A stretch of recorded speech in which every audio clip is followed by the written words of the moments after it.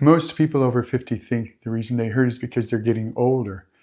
The real reason is one of three things: loss of strength, a loss of mobility, or a loss of stability. Today I'm going to show you 5 quick tests to see why your body hurts. My name's Ken Belville, and I've been an exercise physiologist for over 30 years.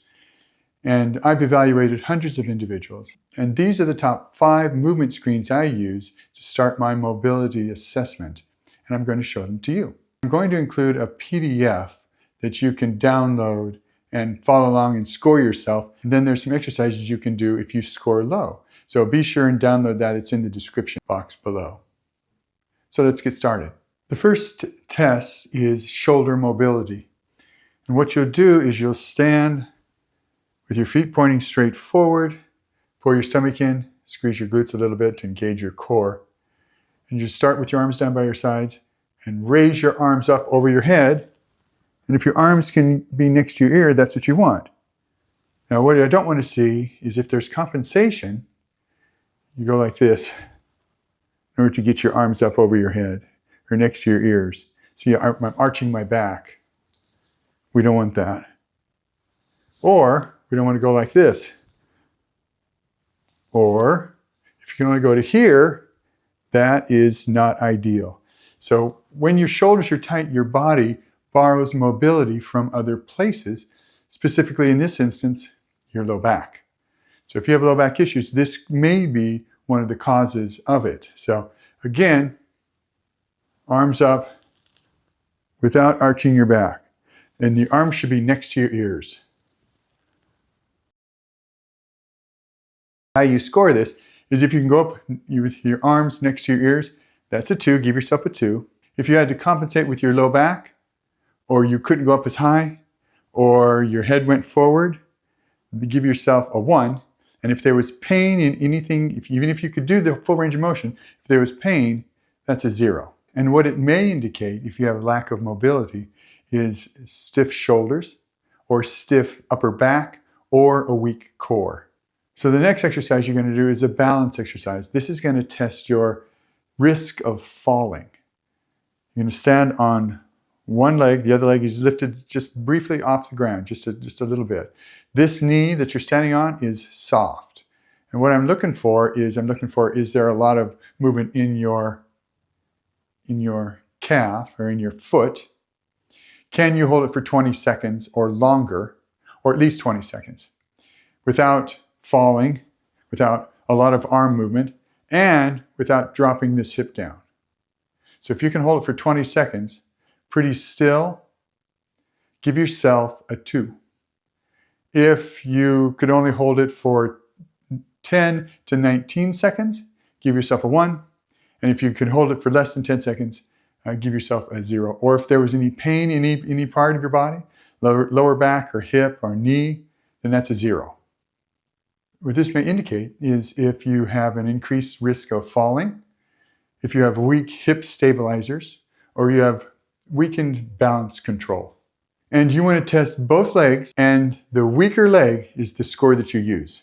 So if one leg you could do 20, but the other leg you can only do 15, that's the score you use. This tests your functional ability to move, particularly to get up out of a chair.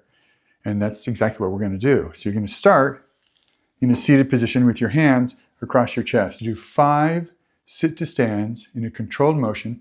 Let's see if you can do it in less than 15 seconds. So it looks like this.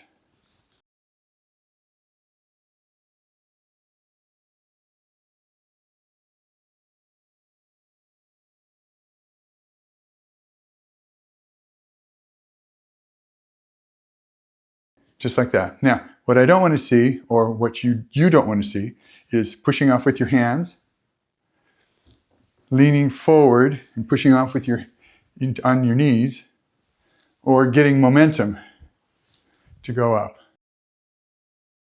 Or if you're barely getting up there, like that, that's another indication that you need to do this as an exercise. And it tests the strength of your glutes and your quadriceps, or the top part of your thighs and your butt.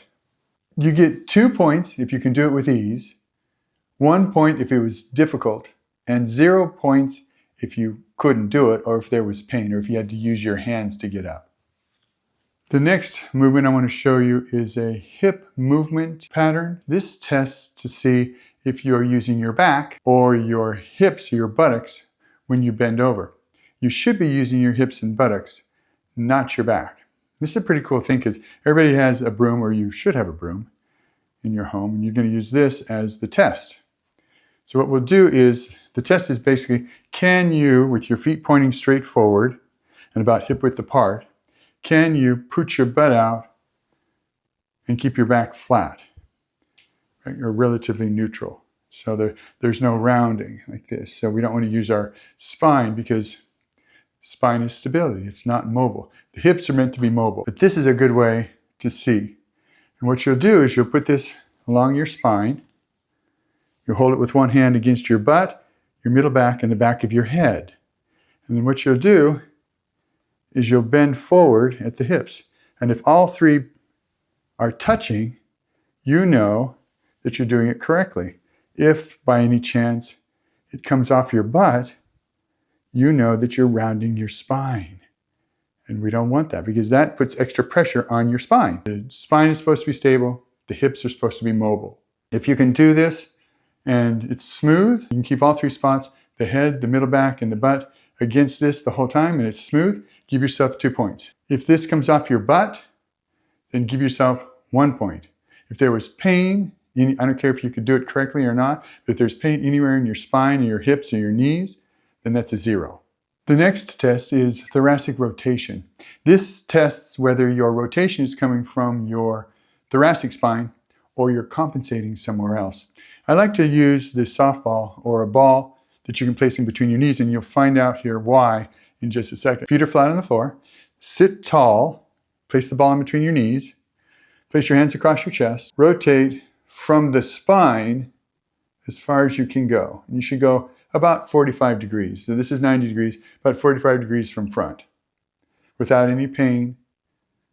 And you should be able to go the same on the other side. What I don't want to see is if you watch my knees rotate like this. See how my one knee is going forward, this knee is going forward, and that knee is staying back? That means I'm compensating using my hips. Is there any pain in between your shoulder blades or along your spine on either side as you go? Can you go the same rotation each way? So let's say, for instance, you go this way is fine, and you go this way, it doesn't go as far, or it's painful, one of the two, or both. And if that's the case, then it could be that your thoracic spine is stiff, which could cause low back problems. If you could go 45 degrees on both sides with ease and without pain, give yourself 2 points. If you couldn't go 45 degrees, or one side was different than the other side, different, that's 1 point. And if there was pain, that's 0 points. Don't forget to download the mobile workout movement screen in the description below. It comes with a scorecard that you can follow along, check your progress, check how many points you get, what's the total number. If it's a 9 or 10, you're good.